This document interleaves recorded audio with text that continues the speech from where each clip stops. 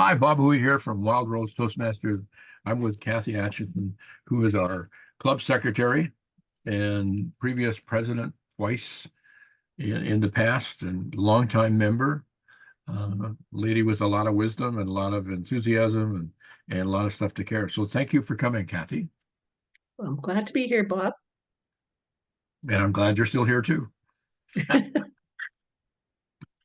Us seniors got to stick together, you know. You bet. Yeah. So I've asked everybody when I've been doing these, initially, what was your journey in Toastmasters and why did you come to Wild Rose?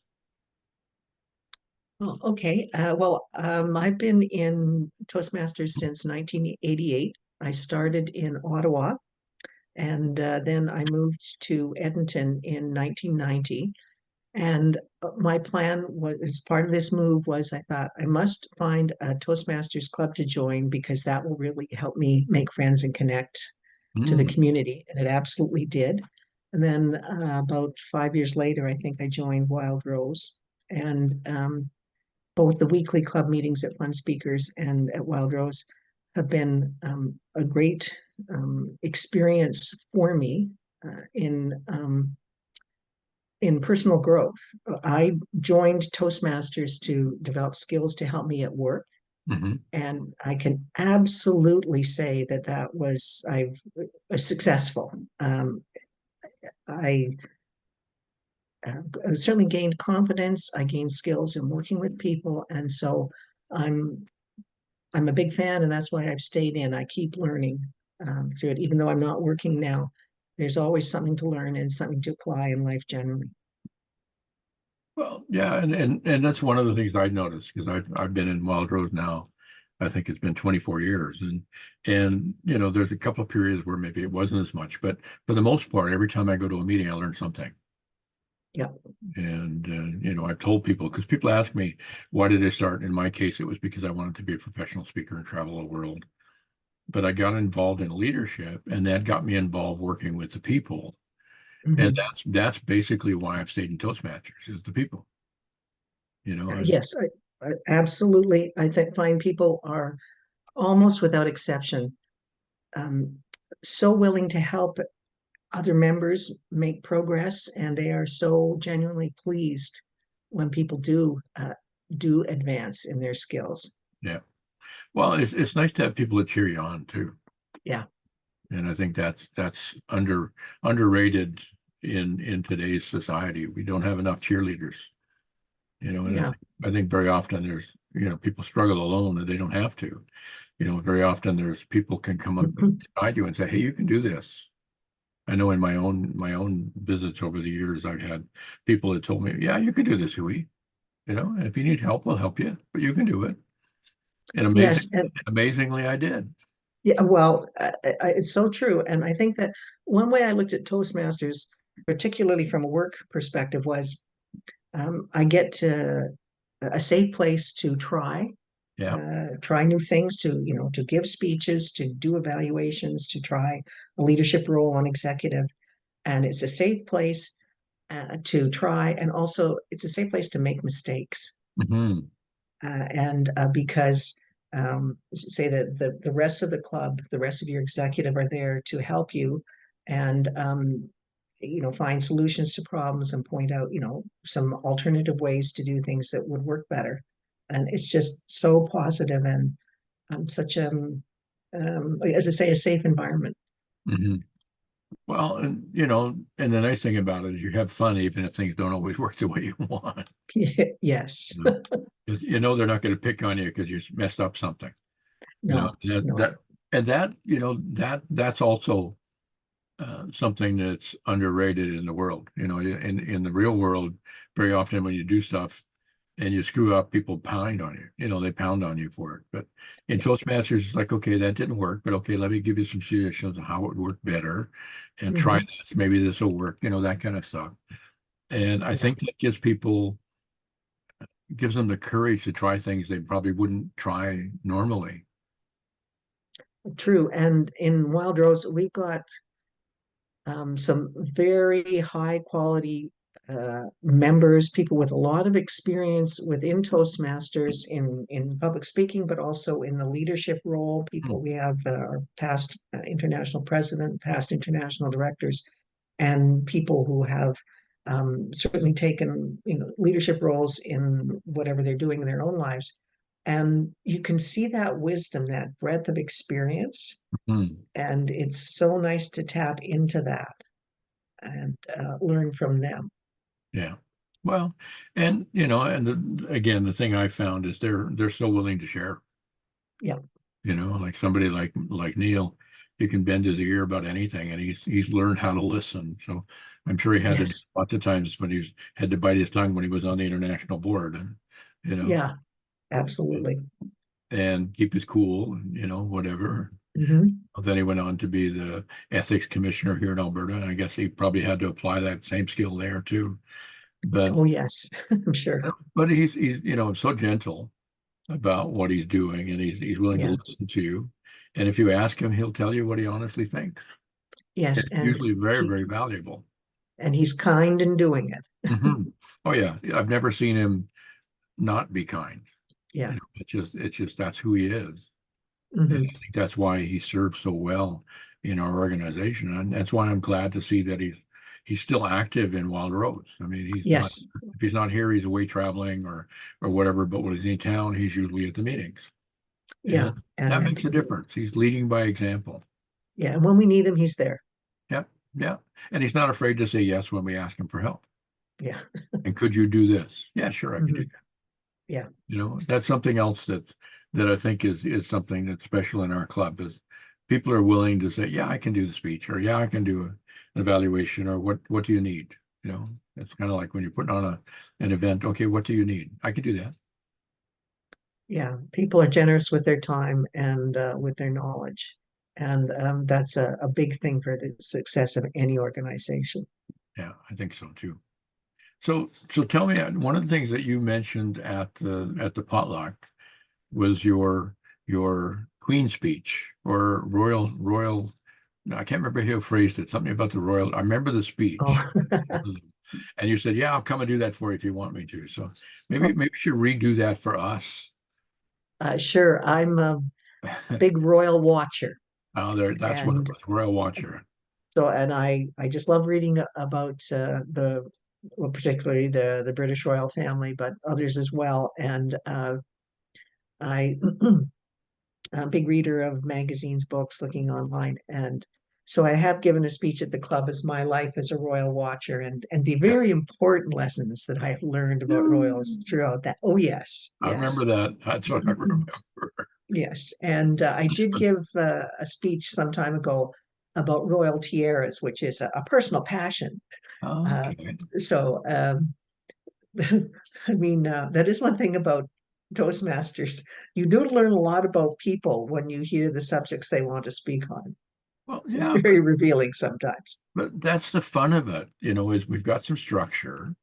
But you can pick your topics. Mhm. You can talk about what's important to you. And I think that's one of the things that works within Toastmasters is people get a chance to talk about themselves or something they like. When I know, like when I was teaching in the college in Vancouver, one of the colleges I taught in had a lot of English as second language students.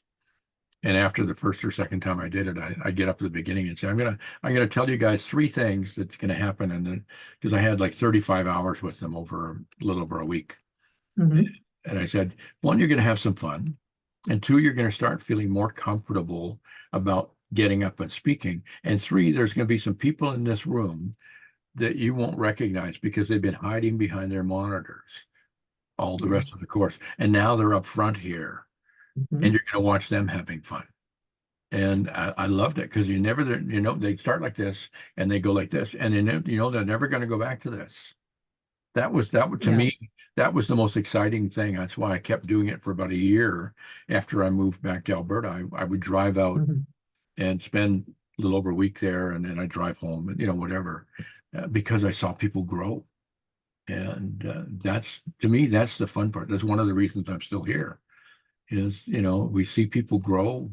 I mean, that's one of the reasons why when I'm traveling, I try and reach out. I'm doing a program in Copenhagen for some Toastmaster clubs there.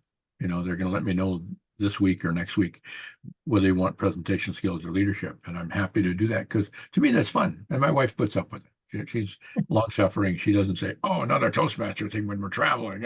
She comes along and she's there. And she's nice and gracious. Oh, she's great. Yeah. Well, I think this is what you're talking about is, they talk about the soft skills Yeah, that help you in life, and absolutely Toastmasters provides that, whether you're talking about your workplace and Toastmasters or your life in general. yeah.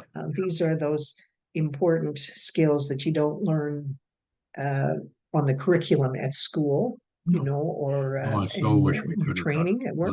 learned this from school. It would have helped me immensely. Oh, I am envious when I think of the speechcraft program that Toastmasters puts on for the dentistry school at the U Yeah, of A.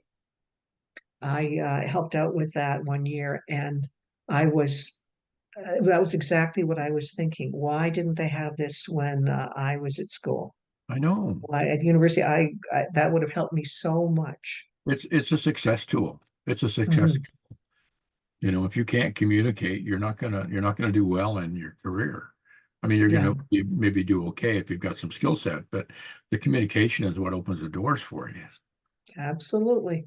It's like I got to tell you something that I haven't told anybody else, and it'll show up when people watch this. But I don't know if it's going to happen yet. But because I'm going to Denmark and to Sweden, both those countries actually have monarchs in place. There's not that many around Mhm. the world to do. So I sent a copy of my leadership book with a note to each of the kings saying, "Hey, I'd love to meet you and interview you for my next book." I have no idea if it'll get to them or I'll get to meet them or whatever. But if it happens, you heard it first. Oh, Bob, please let me know whatever they say. I will. I mean, I might get a letter back, or I might get nothing back. Well, it's funny because I did that when I went to the Vatican a few years ago when we were in Italy. I took along a book and I wrote a note and I went. I said, "Is there a post office here?" Yeah, there's one out in the square at St. Peter's Square. So I went into the guy I said, "How much to mail this?" And he looks at it. He said, "What's this?" It's a book for the Pope. And he said, "He lives just over there." And literally, so he probably walked it over and gave it to Yes. secretary or something. And about a month later, I got a really nice letter from one of his monsignors saying the Holy Father wants to thank you for your book and your nice note, and he's going to pray for you. Hey, can't beat that. I thought it blew me away. I was just surprised that it actually got to him. Now, did he read Yeah. it? I don't know. But I mean, Toastmasters gives you a chance to try something outrageous.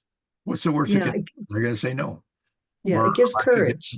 I'll get to meet one of the kings and not know what I'm doing. I don't know. Yeah, yeah. No, So you'll be ready when they says, Bob, come for tea. yeah, I would do that. Yeah. And Kathy says hello. I'll do that. I'll get a picture and I'll say, "Can I get a picture so I can show this to my friend Kathy?" That would be wonderful. And I'll tell him I'll put it in the next book, the next edition of the book. Great. Well, especially with the one from Denmark, because his mom just stepped down. He's 68 years old and he became king in January this year. His mom is still very much alive and active, but she decided to advocate so that he could take over. And so I would love to ask him, what's it like having grown up in this situation and now it's your job? Yeah. I'd love to ask that question because I mean, it's like one thing to watch it and do whatever you're doing as a royal. Yes. Now Mhm. it's on your shoulders now, but she's still Yes. here watching. What's it Yeah. like having a Yeah. mother who's still saying, Frederick? Yes. Yes, mommy. I just think that would be fun. And Oh, fantastic. Yeah.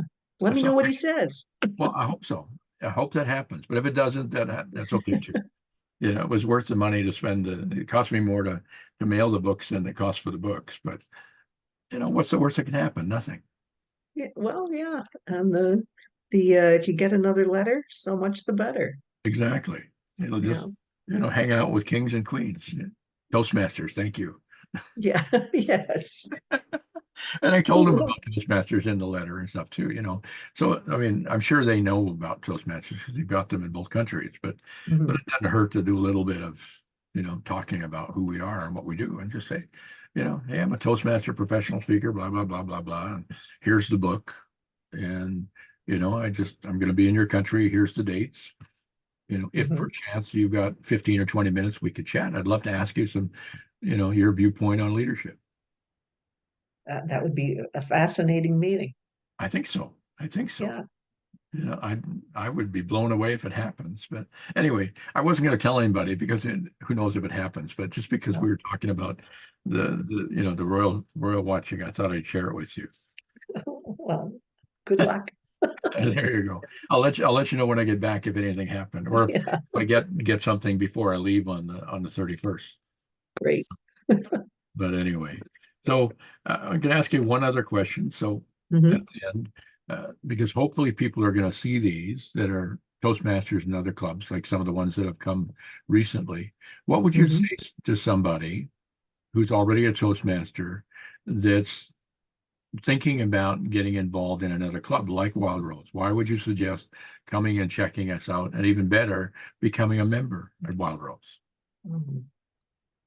Well, I would say that um, we're we're always learning in life and furthering our knowledge and our abilities, and that the Wild Rose Advanced Club gives that opportunity to take the speaking and leadership skills to another level. And I find it fascinating in our club, the skills and abilities that people have, and just being in the room with them as they present.